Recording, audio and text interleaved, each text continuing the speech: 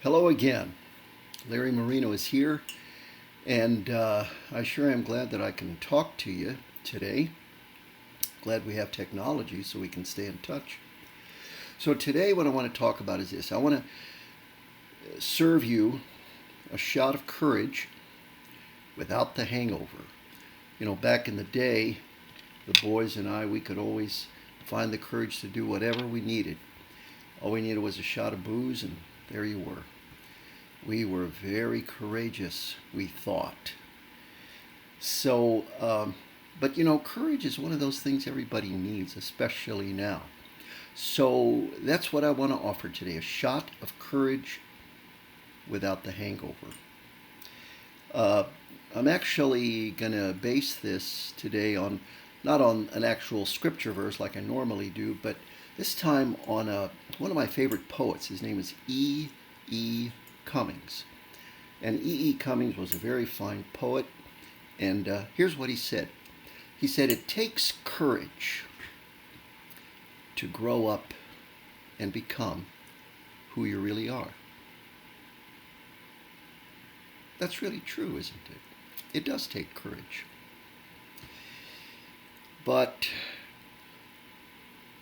how do you get that kind of courage anyway? I mean, where is it? Uh, is it inside me already, and is it just a matter of figuring out how to access that powerful courage within me? Nope. There's figuring out how to access anything in there's probably not going to work because there's nothing to access. You know, according to the Bible, there isn't any courage or anything in there. There's a lot of sinful things inside my heart, not much courage.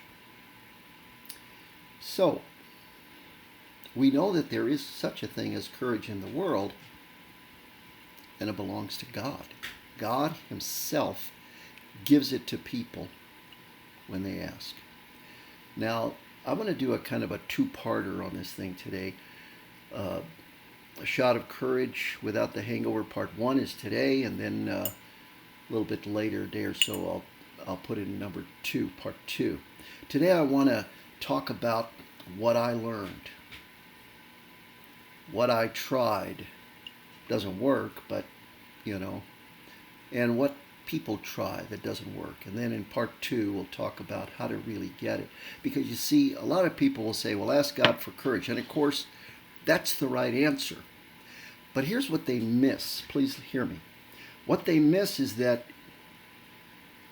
we usually don't rely, we're still relying too much on ourselves to ask God for the real courage we need. That's the first thing we do wrong. Secondly, sometimes we're just so full of fear and trembling that even if He gave it to us, we wouldn't be able to hang on to it. We'd be too shaky. So, trying to find courage inside, it's not there.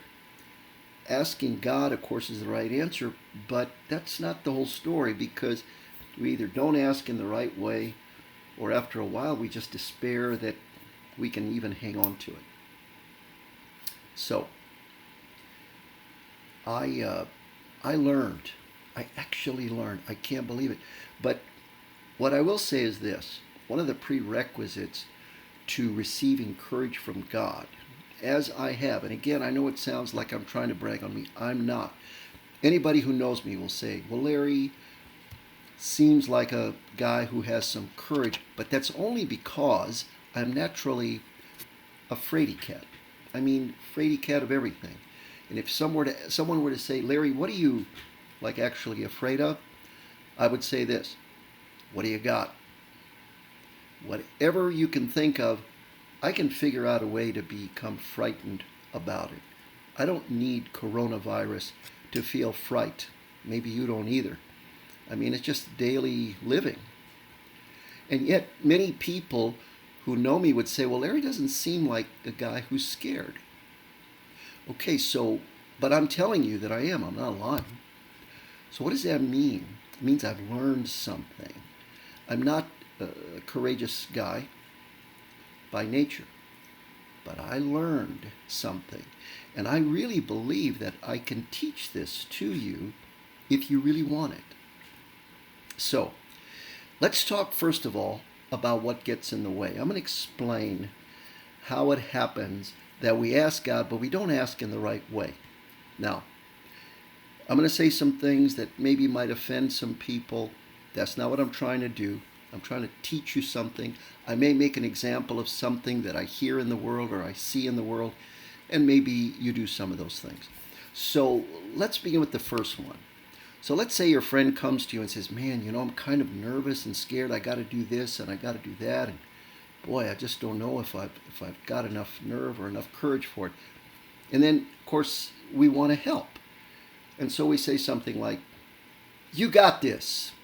I believe in you. You do you. Man. Hey. And I can tell, I know where this is coming from. It's coming from let's help our friend or let's give a word of encouragement and all that. But it does the exact opposite. Let me explain. Because when people are scared, and you say that to them, you got this. I believe in you. All those encouraging words. Here's what they're thinking. They're not thinking, oh, great, I'm so glad you said that. No, they're thinking this. Oh, man, now I feel worse. Because not only do I not have the courage to do this, now my friend will be disappointed if I don't do it. I learned this from being depressed for so many years, and people try to cheer up a depressed person. Oh, it was worse. I always got worse when anybody in the family my wife for years and years tried to, make me better and cheer me up. Oh, that was worse. Because see, what happens is you feel like, oh, great, I'm depressed, and on top of this, now she's going to be sad because I didn't get better, So try and remember, you're not giving people courage when you say things like, I believe in you, I trust you, you got this, all those things. That makes people feel worse. Please don't do it. And if you've done it before, please don't think I'm picking on you. I'm not. I'm just seeing something in the world and I look at it and say, oh, that's meant to help. And instead it hurts people. And you know that if you do something you think is really good and helps people, but it really hurts them, then you know it comes from the evil one. Because he's always masquerading as an angel of light, isn't he? He's always trying to make it out like he's doing these good things. But no, he's using us to say things to people that actually keep them in the darkness and makes them feel even worse than before. So there's one way that we really hurt the people we want to give courage to by trying to, encourage them. So a better way, much better way, is, and here's the thing that you got to remember. This is the hard part, I think. You've got to really, really admit, at least to God, how scared you really are. See, nobody ever becomes courageous by being sort of like, here I go, I'm not scared. That doesn't really work. You are much better off to say, I am so scared I can't even believe it. A very famous general, his name was General Stockdale. So anyway, he was captured by the Viet Cong, I should say, back in the Vietnam War. He was a prisoner of war. Now he got out, and in another book they write about something that he sort of discovered this idea. We call it the Stockdale paradox. If you type it in, you'll see. So in the Stockdale paradox, it goes like this.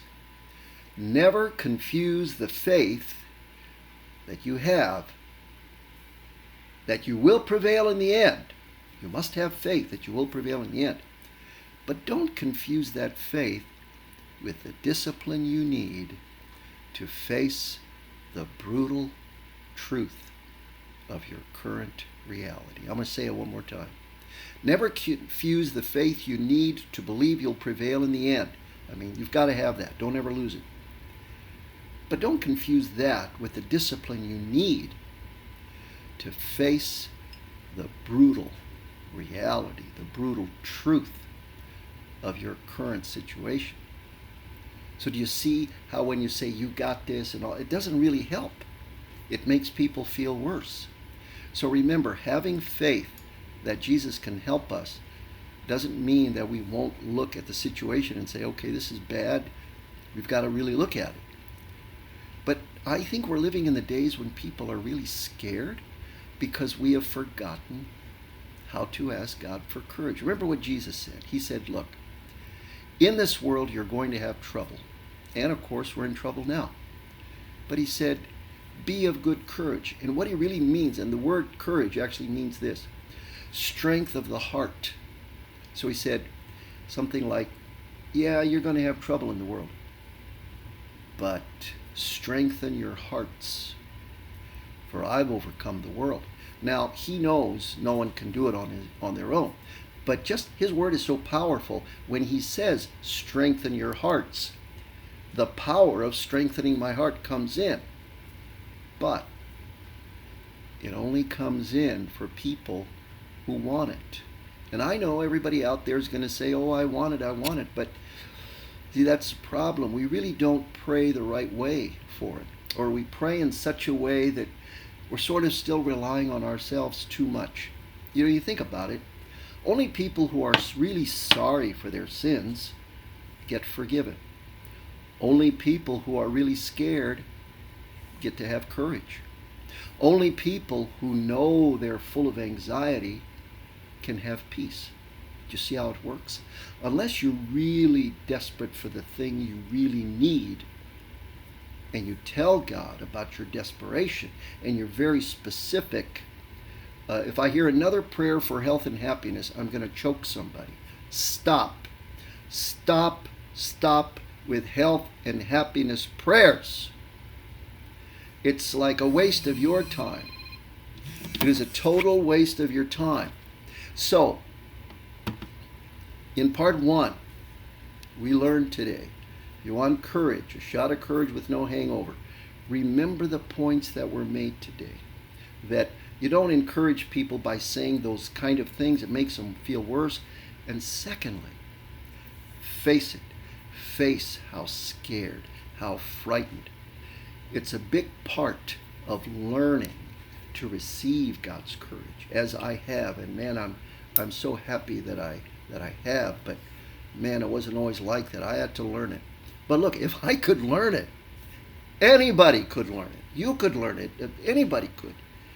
Please believe me, and please believe Jesus. He's not lying when he says, I've overcome the world. And so in part 2, we're going to go a little deeper on some of the things you can actually do, real specifics, step by step, that you can actually do. And man, you will see such a difference in the courage that you have. So until then, be of good courage. God bless you. See you in part 2.